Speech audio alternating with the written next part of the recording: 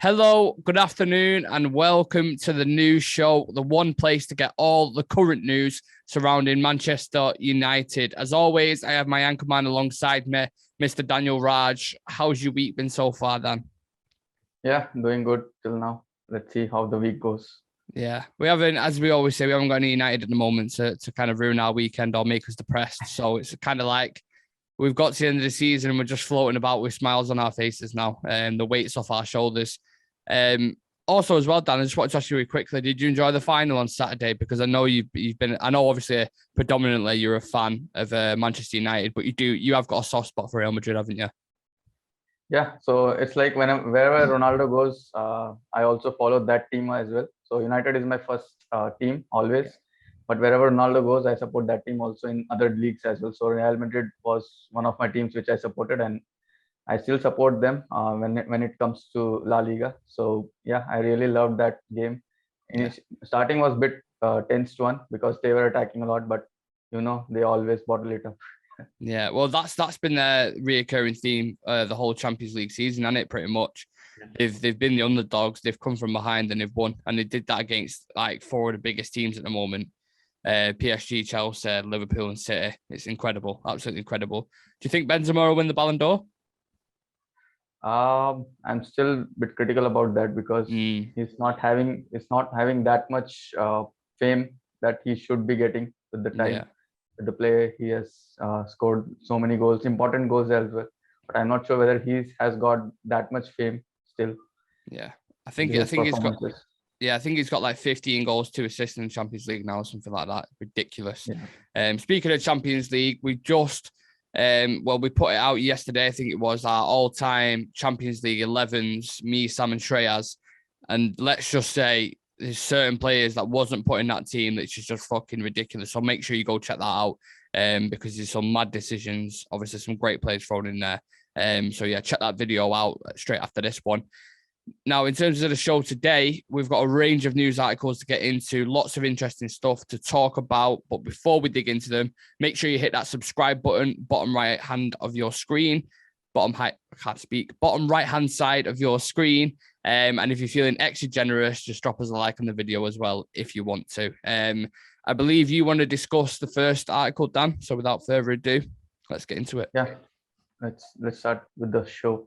And very first news is from Fabrizio Romano.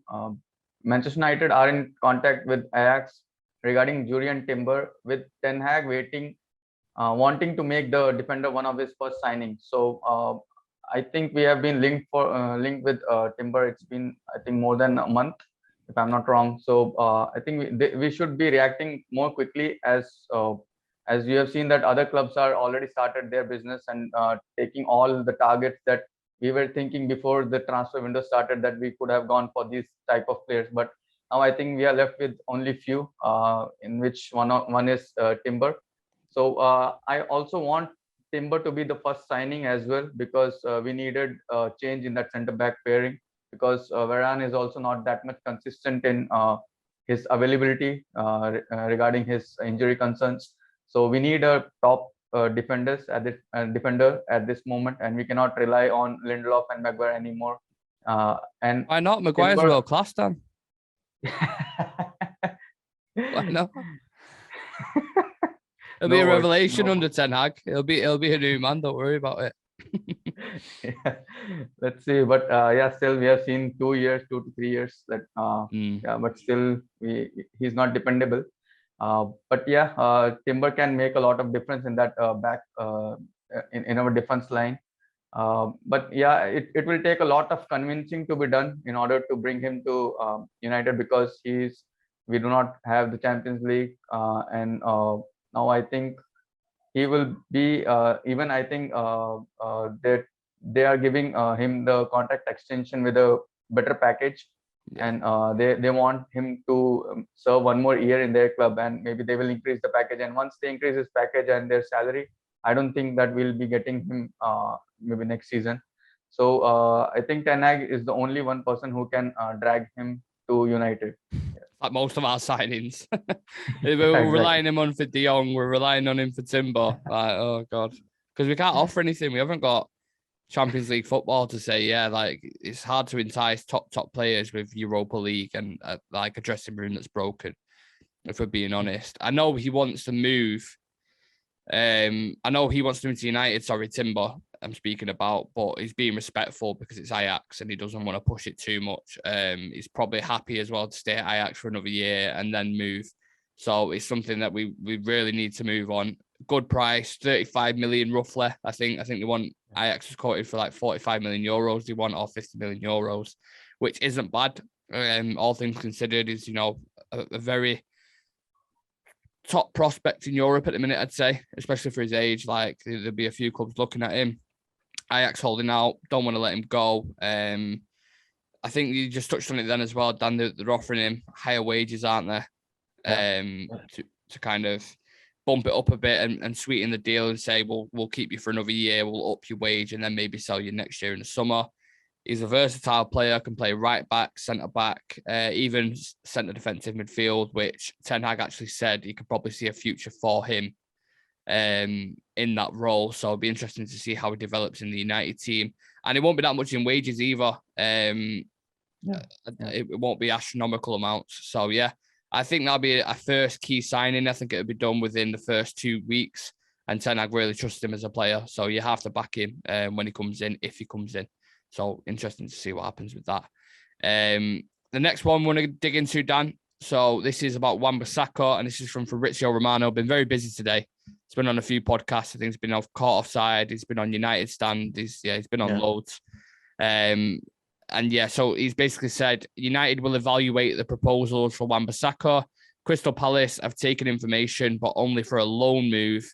United are also expecting other clubs in the coming weeks.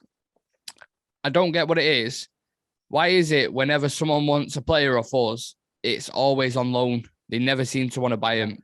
I don't understand it. I don't get it. Like, we can never seem to sell a player. Can you name the last player we got decent money for, apart from Dan James, which was just a bit of a mad miracle? We got like 30 million for him. Apart from him, can you think of a player that we've got decent money for in the past 5-6 years? I don't think so. I can't. I really can't. I tried thinking about it before. I was like, I can't think. Lukaku, but we recuperated the same price for him, didn't we? Yeah. So we bought him for 70 million, but then sold him for 70 million a year later. So, I think it was like 2 years, a year later, something like that. So when it comes to like selling players, we're off. Like, if you come in for a loan move, just tell him no. Because he's good enough to play, in my personal opinion, for, like maybe a mid-table team like Crystal Palace or Southampton. Someone like that is good enough to play for them. But that shouldn't mean you should then just loan him out for a season when the guy's on like, 150k or whatever a week. Get him gone. Yeah. Like, just do your job as a club and just get some money for some players, because you're going to need it. We need to buy so many players in the summer. And if you're not efficient in the market and you're not getting the right prices for the right players, you're only going to sort of lower your transfer value, your purse basically for the summer. If you can get 25 million for Wan-Bissaka, you up it then to about 150 million. Then you've got a bit more room to sort of, jig about, and that could go towards Timber. That's 10 million off Timber's price. So look, I think Wan-Bissaka could certainly do a job at Crystal Palace, maybe a team in the Italian league, something like that, a Jose Mourinho team. I always say with every player we're selling, just send him to the Italian league. Just let him go there, because they like all our rejects, apparently. So let him go to the Italian league. He doesn't have enough in his locker when it comes to attacking qualities. I think we've discussed it so many times, Dan. Like, he hasn't got it there. It doesn't seem like it's developing at all, not even like by 5-10%. And I think as well, Ten Hag's a massive fan of Dalot. I keep seeing loads of reports about that, saying he wants to work with him.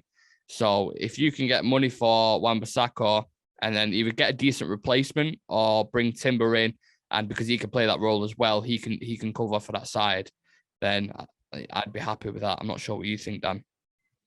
Yeah, even I think Wan-Bissaka, he will not fit in Ten Hag system, because Ten Hag likes the wing backs to be efficient enough in both attacking as well as in defense wise. So Wan-Bissaka, we have seen that he is only a proper defender, but not an attacker. When it comes to attack, he's struggling a bit. But yeah, this loan moves, I didn't get the idea of that when you have players like even, for example, Martial. So what the club was thinking about him when they let him go for a loan, because he has already got a lot of chances to prove himself, and he has not taken his chances. So then what's the point of sending him on loan rather than sending him for a permanent deal? So now it makes more difficult for the club to deal with those type of situations as well, because now you have so many players coming back from loan, and now you have to assess them again, and then you have to decide again whether to send them back on loan and or maybe sell them. So I don't think it will be a good option to send Bissaka on a loan. But yeah, if you get a decent price somewhere around 20 to 25, yeah, that's a loss for us, because we have paid 50, somewhere around 45 to 50 million. 50% of yeah, what we paid for him, innit? Yeah, yeah, but yeah, we can. It's good to take this loss rather than like keeping him and make him play where that Ten Hag will not enjoy seeing him playing in that only the defensive part. But I think yeah, if we get somewhere around 20 to 25 million, and I think United were linked with a player called Nordi Mukeli. Mukeli from Leipzig. Yeah. So we were linked with that player. I think he's available for somewhere around 10 to 15, but still it's a win. If we get somewhere around 15 million, still we are profit. We get the profit of 10 million, and we can put that 10 million in that 150 million budget. So sorry to cut you in there, Dan. With that Mukele, I'm not sure if that's more likely to happen now because of Rangnick leaving. Yeah. It's obviously a Leipzig connection. I think it's a similar thing with Nkunku. I think them kind of signings might go a little bit away now, but he's a good player. I'd take him for 15, 20 million, especially over Wan-Bissaka. I think he's a better player. Yeah, exactly. That's why I also wanted Dalot to be the first team player. I always liked Dalot. I'm a fan of him in that right back position. So because I've seen him playing for Portugal and as well as for AC Milan, so he has that potential in him, and he's still very young. And Ragnick can maybe sorry, I'm still going back to Ragnick. You know that I like Ragnick as well. So but yeah, Ten Hag has the ability to improve players. So Dalot can be improved a lot and can be a first teamer. And yeah, but we still need a backup right back. So if not for Wan-Bissaka, we have to search for maybe cheaper one, maybe 10, 15 million just for a backup role. Yeah, absolutely. Yeah. Moving on to the next one is about Garner. From Samuel Lucas, he says that Erik Ten Hag wants to watch James Garner firsthand before deciding on his immediate future. I was a bit confused with this line, because anyhow, whatever is the case, I want Garner to be back in our team, because we still need two CDM players, and we can use Garner as a backup if we buy a proper CDM, top CDM, prime CDM players, and can use Garner as a backup role for that, maybe a CM or else as well as CDM. So he has a bit of experience there as well. So if we do not get Garner back, I think we'll be in the need of another CDM with Matic also going. So we definitely need at least two CDM players just for a backup. So Garner can be a good addition to the team regardless whether he plays well or not, because we have seen that he has the ability, he has the potential. So I think Ten Hag will like this player. Whatever he is saying that he wants to assess the player beforehand. So I think he will prove himself right, Garner. And yeah, he's good for the future as well. Yeah, just got promoted as well with Nottingham Forest. Yeah. They've just beat Huddersfield in the playoff final. So congratulations to them. He's been an absolute revelation for him. I think their points average was 0.93 before he went in. And now he's in the team and just, putting in consistent performances. I think their average has gone up to 1.3 or 1.4, which shows the impact he's had. A wide range of talent. The guy can pass, tackle, shoot, good at set pieces. He's got a few assists this season from set pieces. Yeah. I'm very excited to see what Ten Hag can do with James Garner, because I genuinely think he could be in with a shout to be in the team. Like, even if it's like a squad player, like in cup games or Europa League, I think he can play there. It's mad trying to predict what our midfield will look like in 6 months' time, because I don't think anyone has a clue. Don't think anyone at all. Like if we was to get De Jong, it could be De Jong, Donny, and Garner, and then he's playing Bruno Fernandes off the left-hand side like he did with Tadic. That's the way I think he's going to do it if I was to guess now. Like, obviously, it could be completely different. It's 6 months down the line. A lot of things can happen. Ten Hag might not even be knowing United. So a lot of things can change, but I am very excited. And he's proven himself in the Championship, which is a tough league, man. Like, and he got in Team of the Season in quite a few of the apps that I follow regular. So, yeah, he's done really well there. And I wish him all the best. I can't wait to see him in pre-season. Which is only like 4 weeks away, I think, something like that. So yeah, I think the last week of this month. Yeah, interesting. The coming month. Yeah, start of July, in it. Actually, my birthday when preseason starts, pretty much. So, yeah, should be interesting. Yeah, this is another one. So this is coming from James Ducker of the Telegraph, who's credible.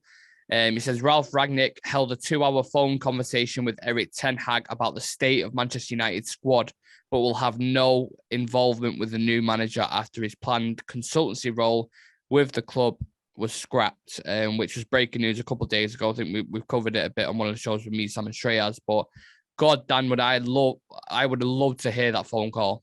I would have like just to be in on it and that 2-hour phone call to see what he was saying, because he was probably saying so much shit like about them players and just giving him Ten Hag all the dirt and saying this guy can't do it, this guy can't do it. He is not committed enough. He doesn't work hard. Like I imagine it's all that kind of stuff. Because he's obviously experienced it at the very front. Everything from the media to the medical staff to the everything surrounding the club. So he's the one person that I'd want to speak to if I was going into that club. And I'm glad he's done it, because he could, after everything that's happened, and he's not even got his consultancy role now, he could have just walked away and just, washed his hands with it and just like, right, I'm done. I'm not helping you guys anymore. Because pretty much, like, in my opinion, he got through under a bus from United's board, like promising him this consultancy role, giving him that group of players who just, under any manager, under God himself, they wouldn't perform. They're just that lackadaisical, gutless. They wouldn't have performed. I stick by this right now. If anyone was to come in during that time when Rangnick came in, I don't think anyone would have got a tune out of them players. We were discussing it on the big season review as well, weren't we? If Conte was to come in, I don't even think Conte would have got a tune out of him. That's how bad they are. Honestly, like Ten Hag has got his work cut out for him. So I'm glad Rangnick's done that. And I think if you was to ask Rangnick now, do you want to go back 6 months and do it again? He'd be like, absolutely not. 100%, never again would I do that. I don't think he realised what he'd be stepping into. So yeah, I'm glad he's spoken to Ten Hag, but I would have loved to hear what they said on the phone, because I think that would have been really interesting. This the length of the call itself says about the club's situation at the moment, because 2-hour phone conversation about the club, God knows what all he has to cover up, but 2 hours would have, I think it would have, the call might have reached the limit. That's why it only ended with the 2 hours. It would have gone even more longer. But I can see there this situation in a couple of different ways as well, because in favor of the club as well, in favor of maybe Ten Hag also, because if you see one side of the club, from the board side, you can see that Ralph was a danger for them from the board side, because he was just speaking out everything clearly. He was more transparent, which the board never liked from their managers or the persons or the members in the team or in the club.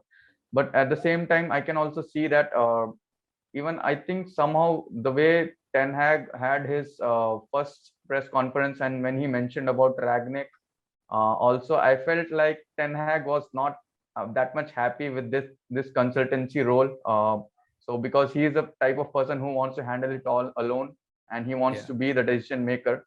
So I don't think he needs a consultant side by him to take decisions. So he's a lone man and he can handle it on his own. So I'm not that much concerned about this situation, because I know that Ten Hag is there and he will handle everything. I'm not a bit concerned. Sorry, Dan. Maybe if other than Ten Hag, maybe some Poch would have been coming in, and then at that moment Rangnick might be going out, then I would have been a bit concerned. because you need someone to raise your voice. So now I think Ten Hag can handle that situation very well on his own. Yeah, I was just gonna say, I hope it is the fact that Ten Hag's gone in, and he said, I don't need a consultant, said, like, because they are very both strong-minded. So I imagine they probably clash on what they want for the club or what future they kind of see. So I hope it is that, rather than the board saying, we don't need you, we've got this, don't worry, we'll take it from here. I don't know what's going on outside, but there's a cat just constantly meowing. So if you can hear that, I apologize to you. It's just constantly going, I don't know if you can hear it, but yeah, very random. Do you want to lead us into the next one, Dan? Yeah, the next one, this one you will like that more one. So it's from Simon Lucas. It's about Darwin Núñez. Darwin Núñez. Darwin Núñez. Sorry, so he says Darwin Núñez to Manchester United, done deal. I'm not sure from where this news has come, but I've seen it in more than 2 to 3 areas about this news. Yeah. And following up, he mentioned 80 million upfront plus 20 million as add-ons, like a bonus, and maybe for the next year. And then Anthony Martial will be part of the swap deal, and they will be giving Núñez, the salary would be 250K per week. So I think that will come around 80 million plus 20 million plus Martial. I rate Martial somewhere around 25 to 30 at the moment. That too is a bit high, but I think we'd be lucky if we get that, to be honest. Yeah. So yeah, 20 to 25 should be the fair price. But if we are lucky, we can get somewhere around 30. But if you join this amount in this one, it will become like 130 million for Darwin Núñez. So that's a very lot of money we are spending again for a single player. I know that player is a top class player, but I don't want our club to spend their most of the money, most of their this transfer budget in one player. So maybe if our negotiation department are tough enough, they can maybe scrap a deal out of it in maybe a more wiser way, saying 50 million upfront with Anthony Martial going that way, and maybe a 20 million bonus. So that will come around 80 to 90 million. So in that case, you will not have to pay the full amount in cash, but you can use a player, Martial, who we will not be using him for the next season. So it's like 50 million you are spending for a player like Darwin Núñez. So at this particular moment, so that's a very steal deal. So yeah, I'm not sure what your thought about that. I know you want him you want him badly, but I'm not sure whether about the prices makes sense for you or not. Not for that much anyway. I won't pay that much, £80 million. I think the Martial swap deal is a little bit in dreamland. I'd love it if it happened, because you take his wages off the bill as well, and he's on 200 grand a week. So getting that wage bill off would be fantastic. That'd pay for Núñez's wage. It takes some off the transfer, sort of the price tag, basically. And I'm obviously a massive fan. I just think this deal will take some time, because there'll be a few clubs in for him. The agent is only going to keep putting him in the shop window, and the more it attracts interest, the more you throw names like Real Madrid, Barcelona, Manchester United, the price just goes like that. You see it, it's a strategy with all clubs. They'll just set the highest bar, and then you haggle down from there. So they're probably saying 80 million. If we can get him down to, let's say, 60 with add-ons, then I'd take that probably. I think 50 million is, if we got him for that, I think we'd be very lucky to get him for that, because I think clubs will pay around 60 million for him. Like I said, massive fan. I think he has everything a striker needs to succeed at the top level. Pace, got a great finish on him, athletic, decent height, everything. And he can play on the wing as well, similar to how Cavani could on the left-hand side. I think he's kind of like a little bit like a reincarnation of Cavani. It reminds me, obviously, both Uruguay nationality, both similar height, similar stature, both got a great finish, but obviously he's got a long way to go until he gets to like Cavani's numbers and stuff. So yeah, having someone like that, I always said, even when Cavani came in the first year, if we had a player if we had Cavani in his prime, I'd love it, because the enthusiasm, the talent, the work rate that's exactly what we need. So if he could turn out anything like Cavani, I think it'd be incredible. He had a great campaign with Benfica, scoring 20 plus goals, looked really good in the Champions League. against our former manager, funnily enough, which I think there's a bit of a link there because he played against Ajax. So Ten Hag has witnessed him firsthand, and he was a problem for. I think he scored in both the games as well. I think go on. Yeah, I won't be surprised if Real Madrid go for Nunes because Mbappe deal is already not happening. So I think they will soon. They need an attacker. So I think they will soon be linked with Nunes if we do not act it quickly. That's the one issue for me. If Real Madrid go in for him, I don't think we've got a chance at all. No chance. Because they just won the Champions League. They've got Karim Benzema and Vinicius up top. You add Darwin Nunes to that. How it'd work, I'm not sure, because Mbappe, if you buy him, he can play on, he could have played on that right hand side. He can play on the wing. He's very good on either wings. Well, across the front line, pretty much. He's great.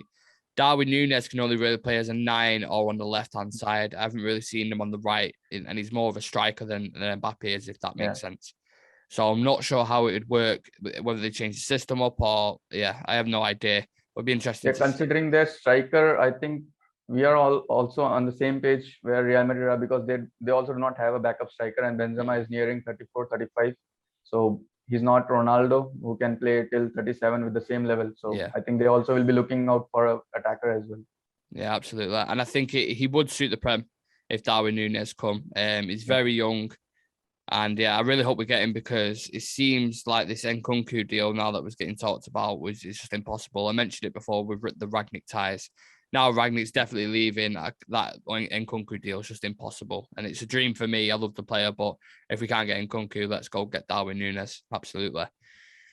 And is this the final article of the night? Yeah, the final article this is from Sport Witness, and it says Manchester United are using all the weapons to try and convince Frenkie de Jong. He was initially reluctant to join, but now there's a suggestion he's not quite as against the move as he was to begin with. I'm not sure how credible Sport Witness are, I have to be honest, but, we just read the news out. That's our job.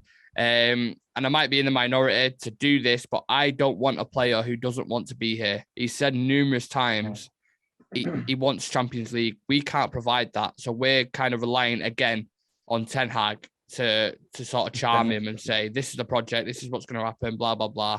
And we've seen it. Is this not the recruitment plan we've had over the past 10 years? With signing players like Di Maria, signing players like Falcao, who, in talks with other clubs, don't necessarily want a club, big star name on a lot of wages. And then look what happens. Past 10 years has ruined us when it comes to recruitment. So if a player does not want to come, I'm sorry, I'd go get Neves or someone. I really would for 40 million, because I know I hate using this word because it gets overused, but he's Premier League proven.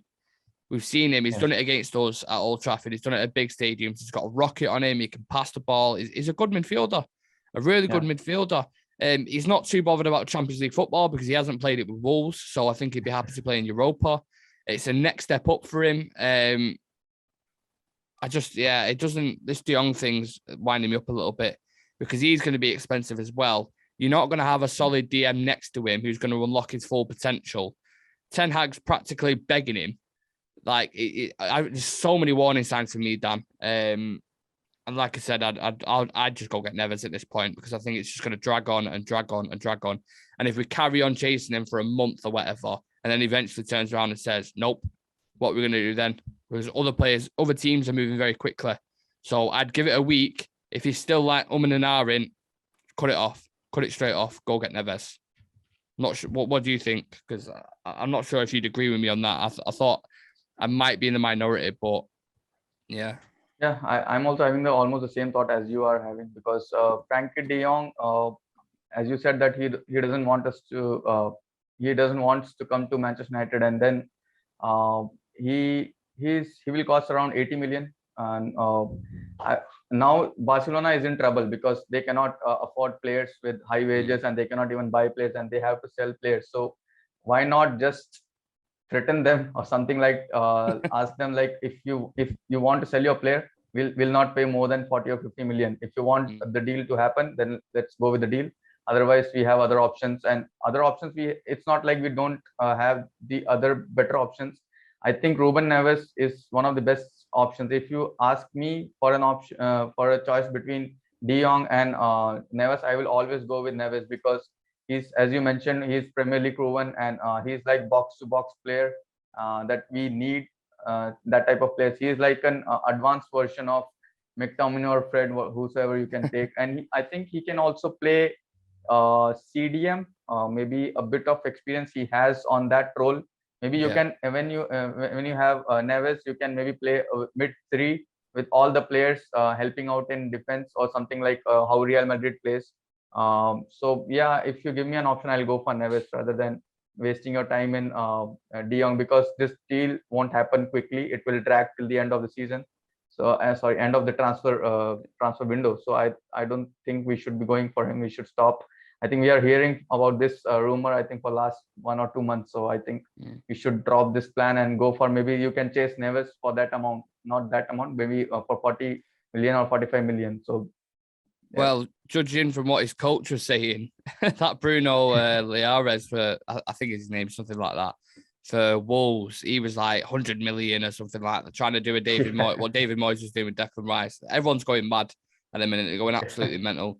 So I think 40 to 50 million for Neves, and then you save yourself an extra 20 million then to a bit of wiggle room again. These are going to be the things you have to get astute signings. It doesn't even have to be a Ruben Neves. Just go get someone who looks really good. Scout someone in Europe who's doing really well in a respected league. Chance 25 million on him and take it from there. Because Ten Hag's great at developing players.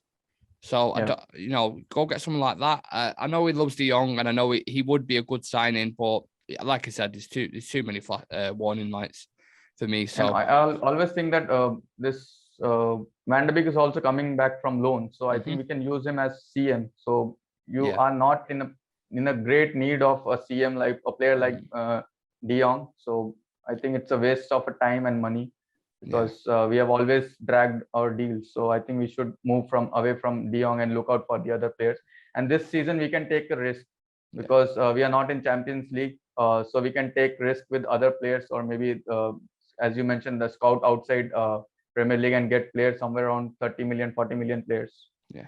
Well, effectively, De Jong is an 8, and we've got Fred, who's an 8, McTominay, who's an 8, Bruno, who's been used as an 8 this season, and then Donny's coming back, who's an 8 as well. So it's like, why do you need another? You need a DM to sign. Like, how many times we said it on Real Red Talk? Like, we said it so many times. So yeah, we'll just have to wait and see how it pans out, Dan.